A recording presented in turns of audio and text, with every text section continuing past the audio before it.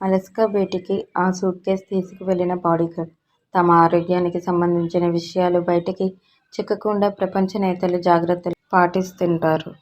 ఉక్రెయిన్తో జరిగిన యుద్ధంలో ముగింపుపై చర్చించేందుకు ఇటీవల అలస్కాతో అమెరికా అధ్యక్షుడు డొనాల్డ్ ట్రంప్ భేటీ అయిన సందర్భంగా రష్యా అధ్యక్షుడు పుతిన్ ఇలాంటి జాగ్రత్తే తీసుకున్నారట.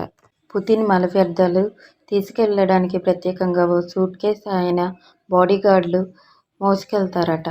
ఆ పూప్ సూట్ కేసుల్లో వాటిని సేకరిస్తారని అంతర్జాతీయ మీడియా కథనాలు వెల్లడించాయి.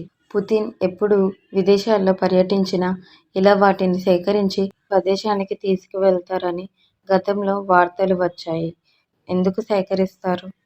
పుతిన్ విదేశాల్లో పర్యటించినప్పుడు ఆయన రక్షణ బాధ్యత ఫెడరల్ ప్రొటెక్షన్ సర్వీస్ నిర్వహిస్తుంది. పుతిన్తో పాటు ఇతర ప్రభుత్వ అధికారుల సంరక్షణను ఈ ఎస్పీఎఫ్ చూసుకుంటుంది.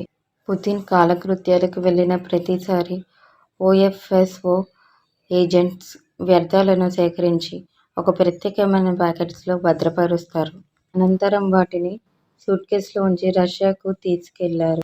గతంలో ఫ్రాన్స్ పర్యటనకు పుతిన్ బాత్రూంకు వెళ్లినప్పుడు ఆయన వెంట 6 బాడీగార్డులు తోడుగా ఉన్నారు. అందులో ఒక వ్యక్తి చిన్న సూట్ కేసును తీసుకొని బాత్రూం నుంచి బయటకు వచ్చినట్లు వీడియో గతంలో వైరల్ అయింది.